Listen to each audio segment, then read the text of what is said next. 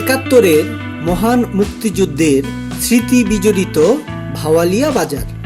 বাজারটি কিভাবে গড়ে ওঠে বা কবে গড়ে উঠেছিল তা সঠিক করে কেউ বলতে পারেনি। তবে যুগ যুগ ধরে বসছে এই বাজার। ঐতিহ্যবাহী এই বাজারটির ব্যাপক পরিচিতি আর সুনাম রয়েছে দেশ দেশান্তরে। ভাওয়ালিয়া বাজার, এই বাজার বহু ব্রিটিশের আগের বাজার। এরপরে আমরা আঙ্গর বর্ধরণী 40 বছর ধরে আমরা সদাই হতে পারতেছি। সবকিছু পাওয়া যায়, কাঁচামাল আবিদেবী সবকিছু উঠে। এই বাজারটা দেখতেছি আমি 52 সাল থেকে, আমার বুঝমান তো অনেক। এরপরে এই এলাকার মানুষ পানিহাটি রান্দা ইন্দা এই গোয়ারি তো আছেই। এরপরে দিতপুর বাওয়া টুংটাপাড়ার এইসব লোক আইয়ে, এই গফরগাঁওতেও লোক আছে। এই বাজার দোকান যেটি এটি পড়াই দি গফরগাঁও। এখানে এই কাঁচামাল বা আনাজ তরকারি এইটাই উঠে সব কিছুই।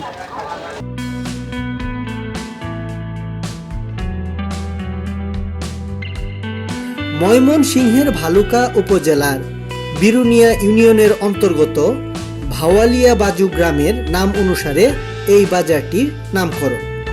ভালুকা গফরগাঁও আঞ্চলিক সড়কের ওপর এই বাজারটির অবস্থান।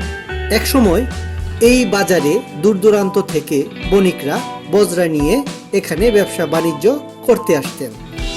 তখন নদী পথে যাতায়াত ব্যবস্থা ছিল ভালো। পরবর্তীতে রাস্তাঘাট হওয়াতে নদী পথের রুটগুলো বন্ধ হয়ে যায়। এই ভাওয়ালিয়া বাজার আমাদের জন্মের আগের থেকেই এই বাজারটা প্রতিষ্ঠিত হয়েছে। এটা 1971 সালের আগে এই বাজার। 1971 সালে এই বাজারে বাংলাদেশের মধ্যে সর্ববৃহৎ যুদ্ধ হয়েছিল। একটানা 72 ঘন্টা, মানে আমরা মুরব্বীদের কাছে যেটা শুনছি, একটানা 72 ঘন্টা এখানে যুদ্ধ হয়েছিল। এই বাজারের এইখানটা আপনার যে একটা বিল আছে, নদী আছে, এটা আপনার তখন এইখানে আপনার বর্মির থেকে, তারপরে বিভিন্ন দেশের বিভিন্ন জায়গার থেকে এখানে নৌকা নিয়ে মানুষ বাজার করতে আসতো।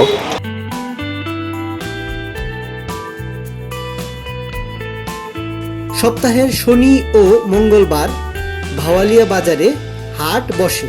হাটের দিন পার্শ্ববর্তী গফরগাঁও, ত্রিশাল, ভালুকা, নান্দাইল ও হোসেনপুর এলাকাসহ বিভিন্ন এলাকার উৎপাদিত কাঁচা পণ্য ও শাকসবজি এই বাজারে বিক্রি হয়ে থাকে।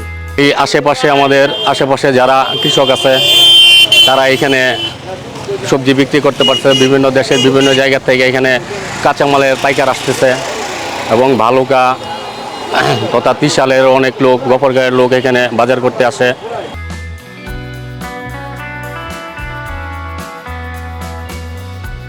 শহরের তুলনায় গ্রামের এই বাজারে শাকসবজি খুবই সস্তা। এই বাজার থেকে সবজি কিনে শহরে নিয়ে বিক্রি করেন অনেক পাইকাররা। এই বাজারে বেশিরভাগ ক্রেতা আশপাশের কয়েকটি গ্রামের লোকজন। তাছাড়া বাজারের ওপর দিয়ে এশিয়ান হাইওয়ে রুট হওয়ায় অনেক লোকজনই এখান থেকে সবজি কিনে নিয়ে যান। আমি আজকে কিনছি মূলা শাক কিনছি, তারপরে বেগুন কিনছি, ডাটা কিনছি, তারপরে মুহি কিনছি, এগুলি কিনছি, কাঁচামরিচ কিনছি, তরকারি আর কি সর্বমোট। এই বাজারে কাঁচা তরকারি প্রত্যেকটি সাশ্রয়ী মূল্যে ক্রয় করা যায়। পাশাপাশি আরেকটি বিষয় হলো তরতাজা তরকারি পাওয়া যায়। কৃষক তার উৎপাদিত তরকারি মানে এই বাজারে নিয়ে আসছে, এইটাই হলো ওই বাজারের বৈশিষ্ট্য। এবং দামের কমের পাশাপাশি টাটকা তরকারি এই বাজার থেকে ক্রয় করা যায় আর কি।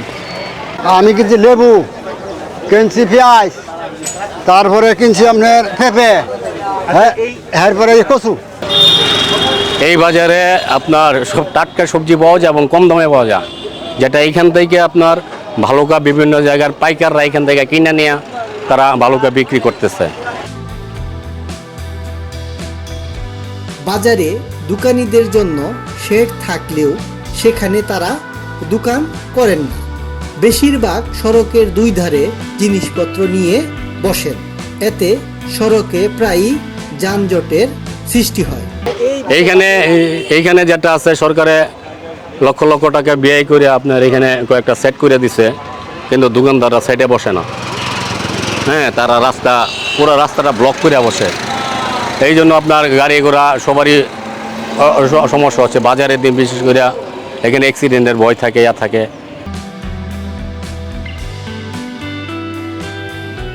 বাজারে স্থানীয় কৃষকদের উৎপাদিত কৃষিপণ্য ছাড়াও বিভিন্ন খাবারের দোকান, ওষুধের দোকান এবং বিভিন্ন পণ্য সামগ্রীর দোকান দেখা গেছে।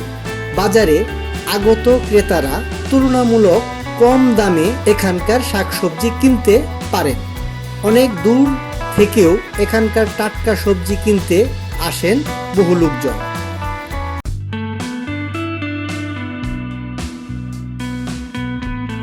স্থানীয়রা জানায়, এই বাজার থেকে উঠানো টাকা স্থানীয় মসজিদের তহবিলে জমা দেওয়া হয়। তাছাড়া স্থানীয় লোকজনই সার্বক্ষণিক এই বাজারটি দেখাশোনা করেন। বৈশাখ জ্যৈষ্ঠ মাসে এই বাজারে প্রচুর ধান বেচাকেনা হয়, তখন অনেক টাকার লেনদেন হয়। তবে জাল টাকা লেনদেনের ব্যাপারে ক্রেতা ও বিক্রেতাদেরকে আগে থেকেই সতর্ক থাকার জন্য বলা হয়েছে। তাছাড়া তেমন কোনো বিশৃঙ্খলা কখনো বাজারে হয়নি। আপাতত আমার চোখে ওরকম সিন্ডিকেট পড়ে না বাজারে। এখন বাজারের যে কালেকশনটা হয়, এটা দিয়ে বাজারে একটা মসজিদ আছে, মসজিদটা চলে।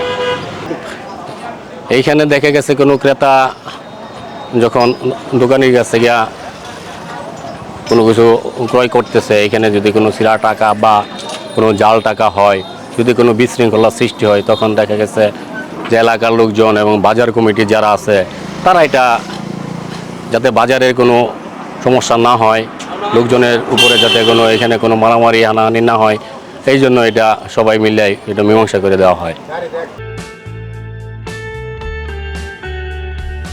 স্থানীয় লোকজন এই বাজারটিতে আগত ক্রেতা ও বিক্রেতাদের সব রকম সহায়তা করে থাকেন। এই বাজারে প্রতি হাটে লাখ লাখ টাকার পণ্য সামগ্রী বেচাকেনা হয়ে থাকে। বাহিরের ও স্থানীয় লোকজন সহ প্রায় 8 থেকে 10 হাজার ক্রেতা বিক্রেতার সমাগম হয় এই বাজারটিতে। লোক সমাগম এটা তো আসলে ওইভাবে বেশিরভাগ হিসাবে বলা যাবে না। আমার 10-20 হাজার লোক তো আপ ডাউন আছেই।